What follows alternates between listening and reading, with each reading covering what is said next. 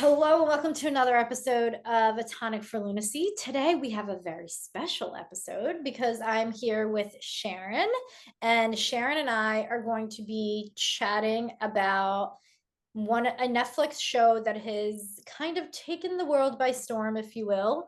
Baby Reindeer. If you've seen it, then you know what all of the hype is about. If you haven't, I do recommend. It is for sure interesting. The trauma, the shadows, the wildness of it has been so fun to talk about in terms of human design. So Sharon, I'm going to let you introduce yourself. Sharon is someone who watches Netflix. Yeah. All the time. Oh, that was my sound. Yeah, that's basically all you need to know. Now, Sharon was a student of HCST, Yes. which caught her attention for human design and psychology, and watches Netflix. And then as soon as I watched Baby Reindeer, I was like, this is the perfect example for the connection between human design and psychology. Absolutely.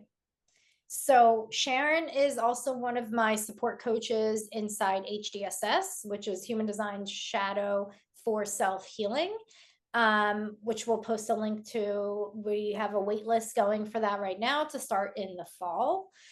Sharon is very, very knowledgeable about all things human design and also pop culture, which I so appreciate. It makes it so fun. Now, if you're listening on Spotify or Apple, I am going to share the charts of Richard and Fiona, who is Martha. If you're on YouTube, then you'll be able to see it anyway. But who's allegedly Martha, Donna? Who's allegedly Martha? Allegedly, I'm sorry. Allegedly Martha.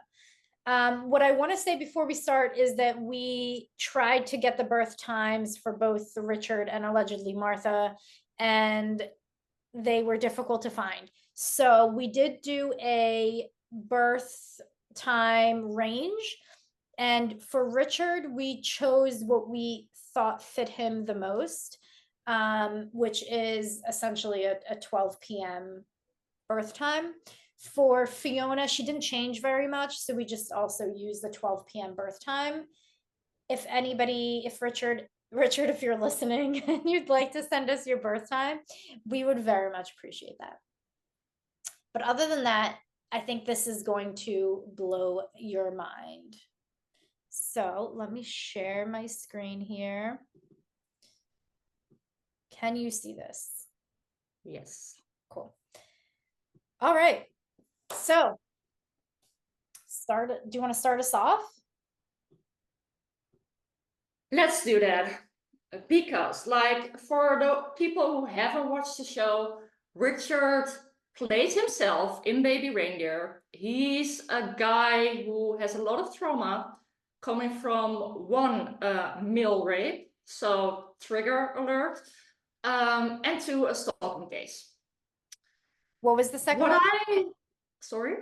Sorry, what did you say for the second one? A stalking case. He has been stalked. Yes. What I find very interesting is not that he is telling this story in like the best TV show ever, but that he plays himself.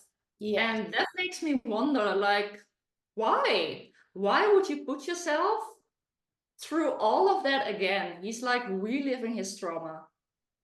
Yes. So the first thing that came to mind when I thought about that is so in the show, he does try to be an actor, comedian. He does want to be in show business. So part of me was like, okay, well, maybe this is like, you know what? This is going to be my way of making it by sharing my true story and doing it in a creative, out of the box way, because he does have that 1-8. But knowing that he's a projector, emotional projector, nonetheless, which Ra said was, I'd love to read this quote from Ra in a minute about emotional projectors, but it's probably going to piss a lot of people off.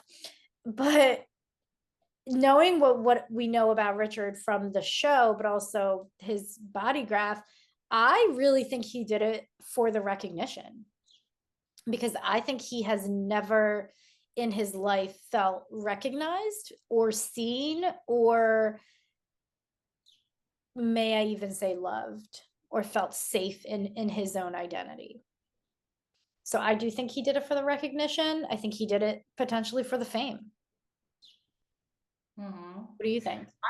I don't think there's a problem with that. I mean, like, he gets to help people with it anyway. Sure. I just like, why would you play yourself? And he has been on Good Morning America, and he says, like, I did it for closure, but he didn't actually get that, because at the end of the interview, he's like, yeah, I hope I would act differently the next time.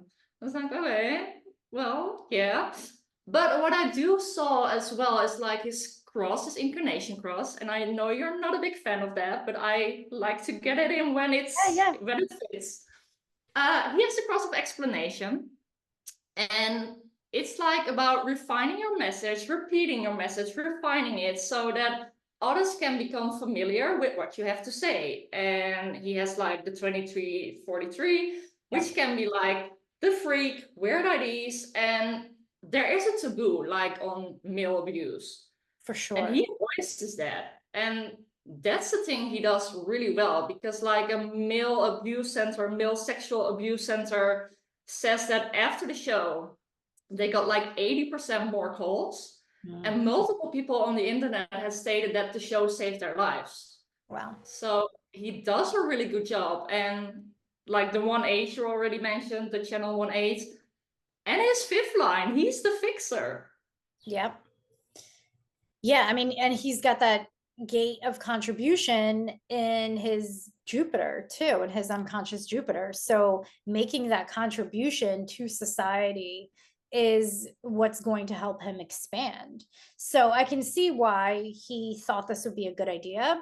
I do think some of it is shadow motivated, right? I think he's also trying to find safety in his wounds, safety in his trauma. He's got that completely open spleen, which in the shadow for me says, I don't necessarily feel comfortable in my body. I don't necessarily feel safe here. With the completely open ego that says, I need to be, I need someone to pull me up. Like I need help. I need to be better, right? This is like the self-improvement center. Like I need to be better. I need to be recognized. I need to improve in order to receive this love. And while I try to not say like sexual abuse is prevalent here, sexual abuse is prevalent there, the patterns do indicate that there is a lot of sexual abuse with people with undefined solar plexuses, or I'm sorry, undefined sacrals.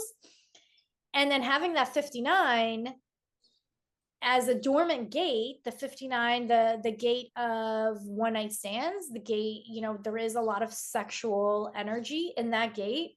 It is our daddy gate. Being dormant in his sacral does make me feel like there is a lot of trauma there. Also being in his south nodes.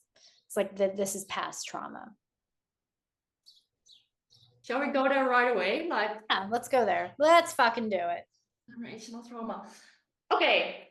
At the end of the show, spoiler if you haven't watched, we learn that his father was sexually abused as well in church.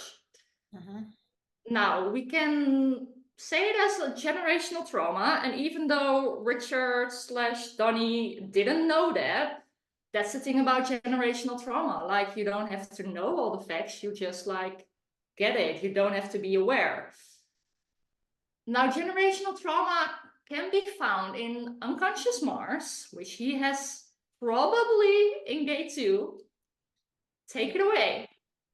Yeah, so gate 2, when I look gate 2 up, it's funny because I just did a whole Instagram post on gate 2 specifically, but when I look up the repressed nature of gate 2 in the gene keys, what it says is the reverse pole of the shadow is the enforcement of an external rhythm or structure over the top of life. So this is like being either completely lost and dislocated, not knowing who you are, where you're going, what you're doing, and looking for other people to kind of pull you up.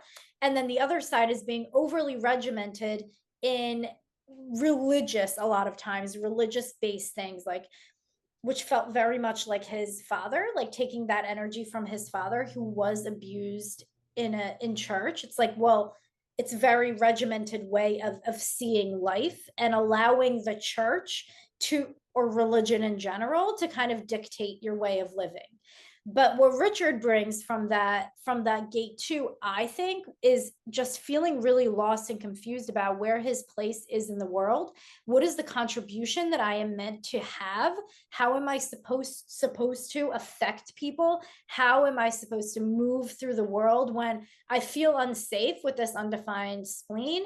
And I'm constantly craving this recognition that I'm not getting from anywhere. So pulling in his profile of the 2-5, he has to be around the correct people in order to receive these correct invitations, in order to be called out for who he really is, with that line too, but also with being a projector. So if he's constantly around incorrect people, he's going to feel dislocated. He's going to feel lost because of that gate 2. Because what the gate 2 says in the gift frequency is that life sort of all comes together for you in synchronistic ways when you are living your design, when you are surrendered to belonging to nature, right? It's like we want to have this connection to a higher power, God, the church, religion, universe, whatever. It cannot be overly regimented. I don't let the church do whatever they want to me, but it also can't be completely lost at the same time. So it's finding that balance, which I think was really hard for him. What else did I want to say about the line 2? The line 2, I'm sorry, the gate 2 can do so much just to feel like they belong. And the open ego, the undefined spleen, they want to belong, right? That spleen can create codependent tendencies in order to feel that feel good energy of a defined spleen. So we know that there's codependency here. We know that he wants to please other people. With that gate 2 of wanting to belong, they can go into addictive tendencies in order to feel like they fit in, right? So what he said, and I know you have this quote somewhere, with the acting director that he met, he made him feel like he belonged. Like, this person saw me, this person recognized me, this person is going to help me make this contribution. It's going to help me find my place in the world. Yeah, and I really think that both the actor the writer who raped him, and that Fiona, Martha, came into his life, is like all into this story. Because like one of the opening scenes is when Martha comes in and he says like, so when someone sees you as a person you came here to be, you notice them noticing you. And that like, wait, say that again. literally, So good. yeah, he like literally says that he wants to be seen, that he wants that recognition. And that's also what he says about the writer. Like, when someone says to you, hey, you've got to get, let's make you famous, you believe that because it's the words you've been wanting to hear your entire life. So he just didn't get the love or recognition he needed, and that's what got him, well, I don't want to say got him into this, but Yeah, I mean, it led to these types of behaviors, or seeking these types of behaviors. And even if we look at Fiona, Martha, she's what, 24 years older than him, yeah. and she's a splenic manifester. Like, he pulled on a lot of that energy from his completely open spleen, and there's something that feels good here. And I think what we don't talk about a lot is how the spleen can be so similar to the solar plexus in terms of empathy and feeling other people's emotions, and how other people make us feel grounded and safe. So while he's defined emotionally and she is not, I believe, he is undefined in his spleen and she's defined in her spleen. So I think he has a lot of sense of being unsafe in the world. And I think both the writer, director, whoever the man was that raped him, and Martha did give him that sense of a fucked up safety, a codependent safety. Even with the rape, trigger warning, he said that he spent a lot of time there, even after it happened. Even after it happened, because there was some sort of sense of control or safety or something that he received that sounds fucked up to us, but oftentimes we can't control it on a psychological level, right? Why do people stay with their abusers? It just becomes a comfort thing. It becomes trauma responses, right? Yeah, we see that empathy so much during the show as well. So I was a bit surprised at first that he was emotionally defined until you mentioned the spleen. But like, there is a moment that Martha leaves him alone for a while and he doesn't get any emails anymore, which should be nice for you. But he was so scared of the silence because, like, the emails she sent him allowed him to tune into her emotions, and now he didn't know what was going on. So, you know, like, there are moments when he feels sorry for her, and when she's at the bus stop every day, he goes to her, and he's so empathetic, and yeah, just Which, his survival. yeah. And, you know, you're bringing that up with how empathetic he is to her, but also there's a piece of drama and chaos that he loves that he receives from her. And there's a great quote that you had from one of his ex-girlfriends. But what I want to point everyone to is that he's a split definition. He's a small split, which tells us several things. One, it tells us that he can create codependent relationships because he feels like he needs the other person. Whether the other person bridges his split or not, he's still going to feel like his life revolves around relationships. I need a relationship in order to feel whole. There is, you know, codependency that comes with that. But then there's also his actual bridge, which is gate 36. So you can't make the shit up. I mean, gate 36, this is a Ra quote. Ra said, when you don't have gate 36, when gate 36 is your bridge, you are prone to seeking an emotional rush in the hope of escaping the pain of boredom when there is no new experience to dive into. I would also add to this that it's a great flight response. It's great for avoidance, to avoid the pain of their own trauma, to avoid the pain of feeling like they don't belong, of feeling like they're not receiving the correct invitations, that life isn't working out for them. So I think gate 36 as his bridge is just perfection.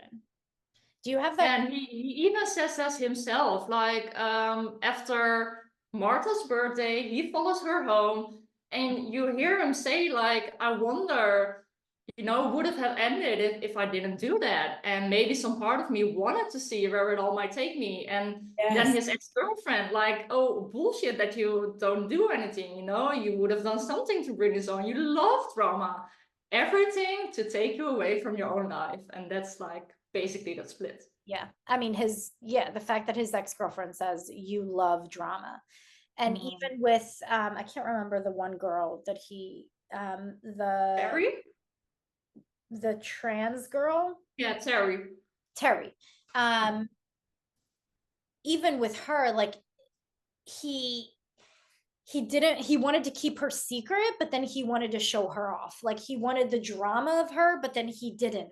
And it was, you could see his like internal fight of, first of all, am I gay or am I straight? Right? Lots of sexuality questions. But also, how do I want other people to see me? Right? Am I going to fit in if I walk into the room with this girl? What are other people going to say about me if I show her off? And you could just like, on one hand, you're like, dude, you're such an asshole. Like, stop being such a dick to her. But on the other hand, it's like you feel his tension and his trauma and his wounding, and he's literally trying to process it in the world, and he can't. And this really shows, like, even if you have a defined ajna, you're not always sure, you know? And that's like, people want to be sure whether you're defined or undefined, but you can't always be. And that's what he also does with like the entire show. He shows the nuance, and that's really fucking great for his defined ajna.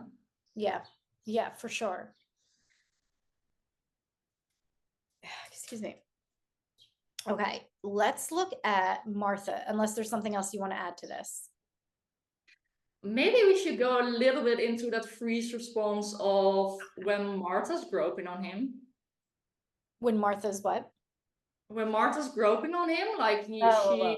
I don't know the exact, but then we learn about the rape, and he's thinking to himself like, why didn't I do anything? Why did I just let this happen? Yeah, I mean, a lot of this is obviously trauma, right? Trauma can lead to all sorts of things happening in the body and in the brain where we don't know how to respond, we don't know how to react. And I think her touching him and groping him did definitely trigger that trauma and put him right back into where he was with the writer director guy, into that freeze response. And I think the freeze response for him is nuanced because he was raped while he was drunk, high, fucked up on drugs. Like, this guy drugged him and he was literally frozen. Like, he couldn't move even if he wanted to. He woke up to being raped and was frozen from the drugs. So I think that the freeze response for him is deeper than just a trauma response, but it is also the trauma response. So I think for any survivors of trauma, we don't always know what our body is going to do, where our body is going to go, but it's sort of like where you've been frozen in time in that trauma. Like, I talk a lot about my trauma of being in, a war zone, and I didn't know that I was still going to be triggered by that. By, if anybody listened to my episode about when my son put on a Halloween costume with a gas mask and it re-triggered me, I went into flight, right? Like, I started sweating and like couldn't get out of my own body, where somebody else could go into just complete freeze, shut down. I don't know how to move. I don't know what to do. So there's no judgment around this. There's no like, it should be this, it could be that. And I think that's probably one of the worst things that you could do to yourself, or someone who's experiencing a re-traumatization, is, well, I should have done this, or I could have done that. I think it was perfectly normal for him to have felt frozen. I mean, she took advantage. She's 24 years older and a potential psychopath. But she knew, like she said throughout the entire show, what's wrong with baby reindeer? Like, something is sad. He's sad. He, like, something happened to him. So she knew, and I think she felt that and took advantage of it as well. Yeah, let's bring up her chart. Okay. Here we go. So we have Fiona Harvey is a 4/6 splenic manifestor. She is a single definition. She has only the spleen, the throat, and the ego center defined. That manifestor is like, the angriness of her is so, it's spot on again. Yeah, she definitely has a lot of that anger energy. It's so interesting to me that her sacral is also undefined like his, and she also has the 27 and the 59, that are dormant, and she also has the 5 and the 29, which he does not have. But if you put them together, they have all defined centers except the sacral, which is, for me, screams, sexual trauma. And I don't know that we know any of her sexual trauma, right? No. I would guess because of her past in stalking different lovers that there is something there, but we don't know it. And that's like the entire problem with her. We don't know anything for sure because she keeps twisting her story. Mm-hmm. Yeah, and that's like so interesting with the undefined solar plexus. Like, she's so avoiding the truth. Yeah.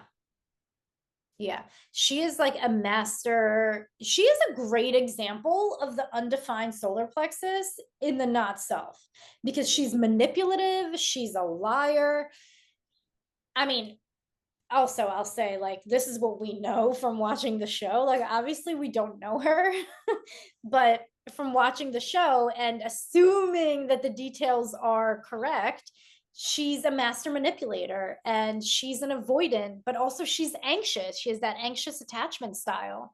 Like all of that machine gun texting, right? Like, that's a trauma response. That's her fight trauma response. She's also got, the 28 in gate 6. That is the 28 in line 6. That is the most, per Ra, suicidal gate in the chart. Like, her manipulations and her lies come from deep woundings, deep hurt, right? Like, hurt people hurt people.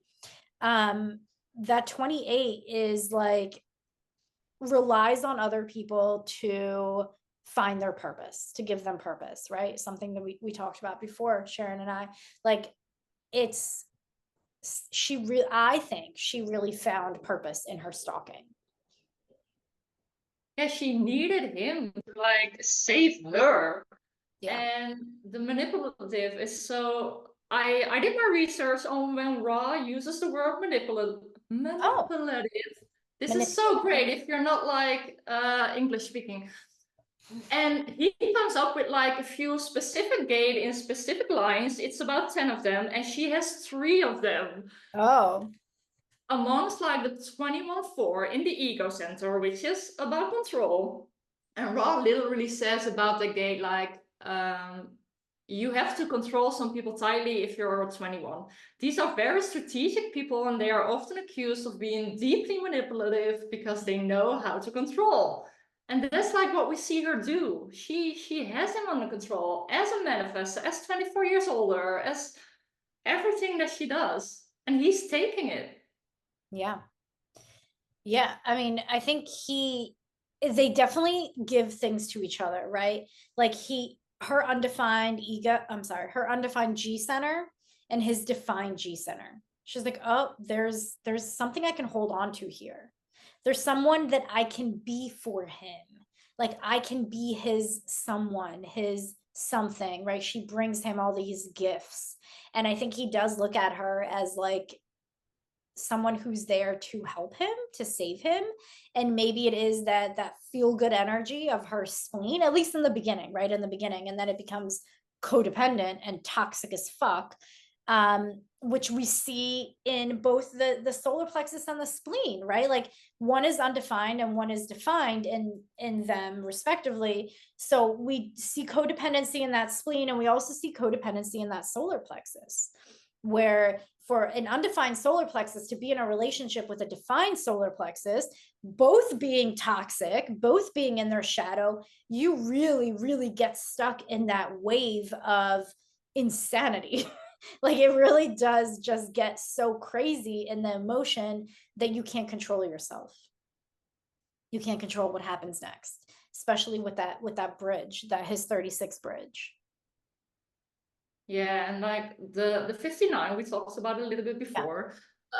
It is a roll gate, and she has that in line 4, I believe, which is like perfect for the entire happening of the show, because that's on like establishing friendship first. And then the 59.4 can think like, oh, I broke down the barrier, which 59 does. Now I try to come as a lover, because if she would have done that from the start, he would have rejected him. And we're gonna have to talk about rejection a little bit later. But she got him as a friend. Later, she tried to use the power for the sex. And then Ross says about 59.4, the kindness is always at work in a friendship phase, and the meanness is always coming into work the moment you step into the sexual phase. And that's exactly what we saw happening. Like, she got crazy angry when they progressed. Yes. And we talked about the 59 also being in an undefined center. So it's technically dormant until the sacral is defined. And what we saw in the show was that her meanest, the times when she was the meanest was when she was with other people in the comedy show. But also, you know, you talked about friendships and starting out as friends, you know, that's her line 4. Like, let me pull the manipulative side of the line 4, right? Because the true self of the line 4 is like, cool, look at all these friends I got from this friendship. We build a foundation, we build a relationship, and then maybe we take it to the next level. For her, it was very manipulative from the beginning. Like, she knew this was what she was going to do. And 4 6s, Ross said, is the voyeur, which I totally forgot about this until you just said it. And I was like, oh my God, I know that Ross said it was the 4 6. So I just looked it up. It's the voyeur, which means that's the stalker. That's literally the stalker, like the person that loves to look in somebody else's window. And we all have voyeur tendencies, right? Who doesn't want to know what's happening behind somebody else's closed doors? But she definitely took it to the next level. And something else about the 4s is that they really need longer relationships, longer dependent relationships with their parents, right? So they need to spend more time with their parents growing up.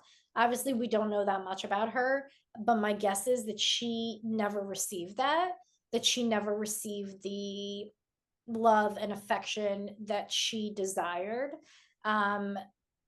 And we see that through the shadows of all of her undefined centers as well. And she has like a lot of force. Lots of A force. lot of force. Also Yeah. in her unconscious Mars, the trauma, the core wounds, Yep. which is all about rejection. Gay 40. Gay 40, line 4 in her unconscious Mars. Can't make this shit up. Girlfriend is definitely triggered by rejection. Yeah, but I think, you know, gay 40 is also, it's tribal. Like, it's like, let me take care of you, but you better fucking take care of me too. And I think that was also when we see her getting angry, bitter, like just like, ugh, is when that is not reciprocated, right? Because tribal energy is about giving to the tribe, right? Ensuring that the tribe survives, but it never does that for free. Like, there's always a give and take. It's like, I own you. I own you. That's what the tribal energy says. If I support you, then I own you. And she couldn't own him.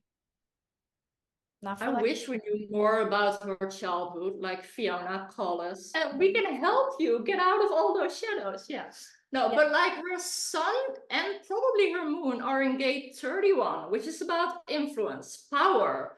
And like, how much power did she have as a child? Was she powerless? Is that why she needs to have all that power back right now? And, you know, that's a fight response. And the instant messaging is a fight response. Yeah. I just want to know, like, what happened to her Who hurt for you? her to have this. Yeah. Yeah, for sure. And you know, she's got what was I just gonna say? Damn, I was looking at something and I lost it. Collective certainty, I think. Yeah. No, I was gonna say the 45, well, that too, but I was gonna say the 45-21 is, you know, about control. Also, it's the manager, it's the control with the 45. And I think she did try to control other people with her money, saying that she was a lawyer. I have all this money, I'm successful. She did try to use that to her benefit. It didn't really work out because lies will always, you know, eventually come out.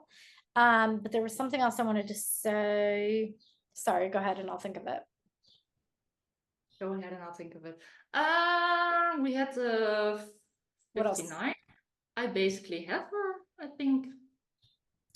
We talked about the 59. We talked about the 28.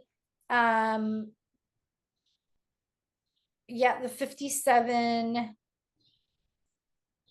The 57, you know, a lot of times is it's okay. So the 57 is an intuitive gate, but it's also a lot of times in the shadow, self-doubt, not being able to trust yourself. And I think there's a lot of that in here with the undefined G center, the undefined ajna, the undefined crown, a lot of and the undefined solar plexus, right? I don't know if she knows that she's an empath and she takes on other people's energy. So it's a lot of taking on other people's energy, and without having the knowledge of it, the trauma and the conditioning of her undefined centers will affect her definition. So that 57, while in its highest self, right, is intuitive, and it's very, she's a splenic manifestor. She trusts her yes or no's in the moment, her no's mostly. It can lose a lot of power. It can lose a lot of power. It can doubt itself and then search for power in other people. And this is, what did Ross say about the 5720? Or was it the 5710? It's survival, right? A lot of what she did is survival. This is how she learned to survive. Unfortunately, I would love to know about her childhood. Me too. So still Fiona, call us, Richard, call us, everyone call us. Yeah. We could talk a little bit about circuitry, and especially with Richard. He's like highly individual. You're highly individual. Yeah. Yeah, I mean, oh, this was the other thing I wanted to say. Sorry, I do want to go back to the circuitry. But what I noticed here with her is that she has no format energy, which what we've seen with people that have no format energy, and this is not a raw thing, this is a me thing that I've learned through experience, is that people that don't have format energy are more likely to be fixed into other people's auras and fixed into other people's trauma responses. So I wonder how much of her acting out is what she also learned at home. Okay, circuitry. So Richard, we said, was individual. Very individual. So he, yeah. Oh yeah. Okay, so Richard's got 52% individual. The closest one is collective, coming in at 18, 19. So what we know about individual is that it does its own thing. It's not always really concerned with what other people think of it.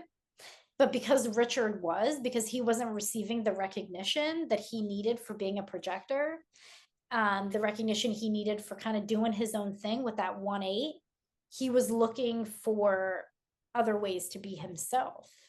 Like, this individual energy was so convoluted and so muddied. Which also explains like a lot of his depression. No, like Oh, yes. at the comedy contest, your favorite part, he says about Terry, I love one thing more than her. Do you know what the thing was? Hating myself. Okay, this is like, if I had to pick a quote for individual energy in the shadow, it will be this. Say that again. Do you, oh wait, I love one thing more than her. Do you know what that thing was? Hating myself. Yeah. That is the individual pulse that tries to make sense of its sadness, of its melancholy, that tries to reason with it, and comes to understand that it just hates itself. And do I think part of this might be related to the 28 that Martha brings? Yes. But also it's his 60, right? He's got that 60 format energy, which is the pulse of the devil, if you will. Totally just made that up. It's just the pulse of the melancholy energy that can turn into sadness and depression so quickly. But now that I'm looking at his 28 or his 38, and what's her name, and Martha's 38, his 38 and Martha's 28, and then having that 5720, when the 28 and the 38 come together, they sort of cancel out the very lone wolf survival energy of the 5720. So this makes me think that she really did lean on him for her emotional survival and for her purpose. He gave her a reason to live. This is one of their electromagnetics, right? Did we get the connection? Yeah, you're right. Yes, you were so right. Let me find it here. Yeah, and I even said I find this so interesting. Yeah. So the 2838 is their electromagnetic channel. Where do I find this? Foundation, yeah.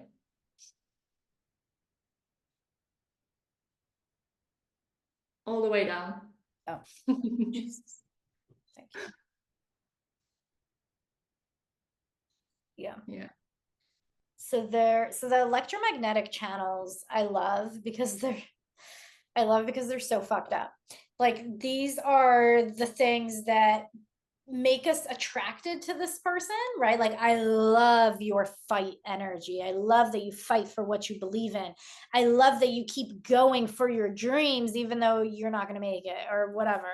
And she's got this purpose, and it's like I love this thing about you, but it's also in the end going to be the thing that makes you hate the person. It's going to be like eventually the electromagnetism is going to wear off and you're going to despise this about the person, and it's going to blow up in your face. So I think them having the 2838 as an electromagnetic channel is just like beautiful. Like I couldn't ask for for better drama.